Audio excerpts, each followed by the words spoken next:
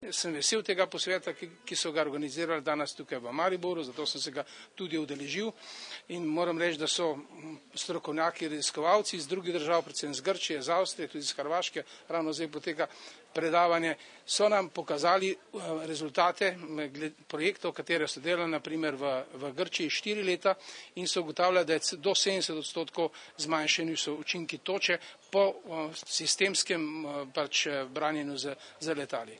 In jaz mislim, da strokovne in znanstvene podlage tistih, ki imajo izkušnje, ki so opravili kvalitetne raziskave, so tiste, ki lahko nas prepričajo.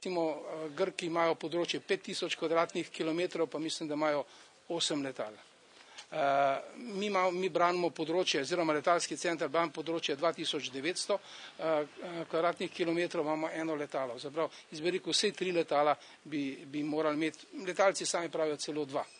Koliko sem videl na hitro rezultate, letos je bilo že 30 polet. Seveda bi občina lahko skupaj z ostalimi občinami, predvsem pa zavarovalnicami, kupila novo letalo, dvomotorno letalo, kjer bi lahko piloti ukrepali nad oblaki in na nek način drugače delovali v smislu boja proti toči, kot pa danes delujejo samo z enim avionom.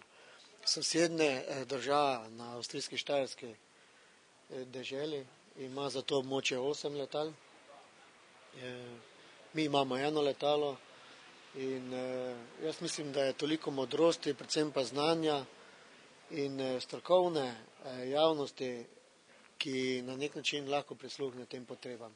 Mislim, da bi morali po podobnem zgledu, kot ga imajo Avstrijci, da bi naredili nacionalno platformo, v katero bi vključili občine, teh je zdaj čez 59 so zainteresirane in sofinancirajo to, potem tudi zavarovalnice, potem tudi druge asociacije, tudi ministrstvo za kmetijstvo, da bi nekako skupaj zbrali sredstva za opremo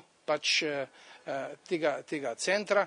Po drugi strani pa, kot sem rekel, imamo v Sloveniji letala, ki lahko upravljajo to nalogo, to so Pilatusi in verjetno bi mogoče tudi na ta način, ravno zato smo prišli do te ideje, da bi vključili še ministrstvo za obrambo, da bi mogoče na ta način zmanjšali stroške investicije, pa koristno uporabili tudi mogoče letala, tudi kakšen drug namen. Žal mi je, da danes se niso udeležili v bistvu te konference predstavniki ARSOT-a, da bi jih malo morda, da bi slišali to, kako delajo v sosednjih državah obrambo proti toči, kot je Grčija, Avstrija, Hrvaška.